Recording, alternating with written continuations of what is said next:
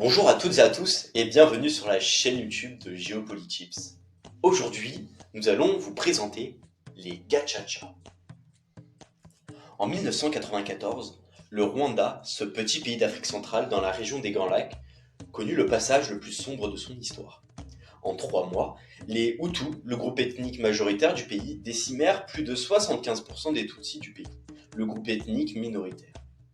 En effet, c'est un peu moins d'1 million de personnes qui furent assassinées entre le 7 avril et le 15 juillet 1994. Les victimes étaient des Tutsis, mais aussi des Hutus qui s'opposaient à ces massacres.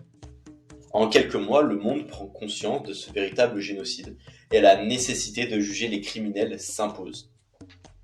Nous avions 3 choix. Le premier, le plus dangereux, était le chemin de la revanche. Le deuxième était celui d'une amnistie générale. Nous avons choisi la troisième voie, la plus difficile, celle consistant à traiter la question une fois pour toutes et à rétablir l'unité et l'intégrité de la nation. Paul Kagame, ancien chef du Front populaire rwandais, est président du pays en 2012. Le FPR étant l'armée Tutsi venue de l'Ouganda pour libérer le Rwanda. Le 8 novembre 1994 est créé par le Conseil de sécurité de l'ONU le Tribunal pénal international pour le Rwanda. Son objectif ? Poursuivre en justice les idéologues du génocide, les ministres du gouvernement génocidaire et ceux qui ont encouragé les massacres, notamment à travers des médias comme la radio-télévision des Mille Collines. Ce dernier fut fermé en 2015 en ayant mis en accusation 93 personnes au total, ce qui est dérisoire par rapport au nombre véritable de génocidaires. Les Gachacha sont créés en 2001 du fait du nombre colossal d'accusés.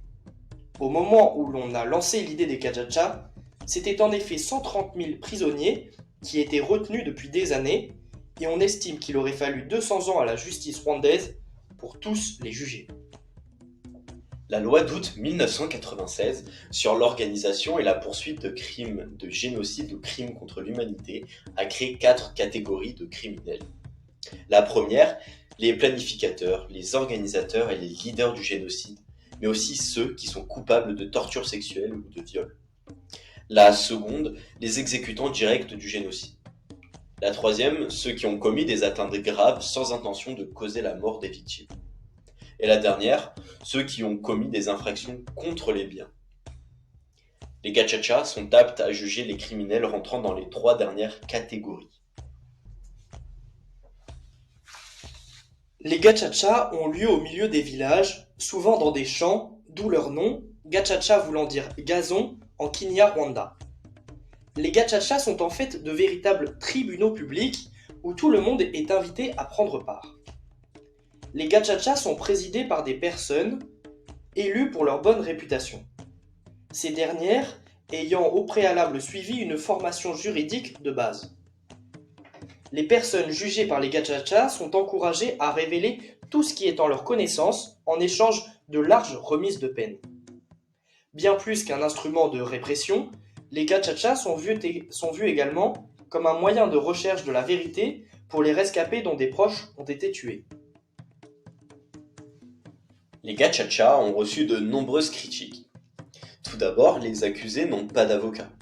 Mais tous les villageois peuvent participer et intervenir, soit à charge, soit en faveur des accusés. Ensuite, certains rescapés du génocide se plaignent que tous les auteurs n'ont pas été arrêtés ou punis de manière adéquate pour leurs crimes.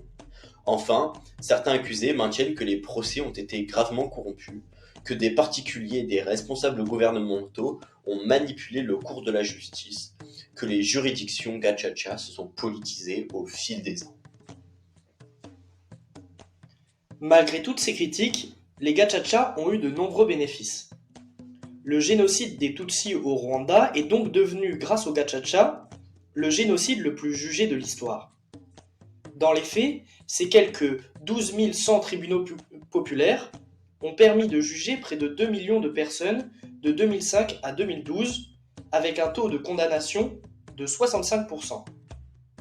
Enfin, le président rwandais Paul Kagame a décrit l'initiative comme une solution africaine aux problèmes africains.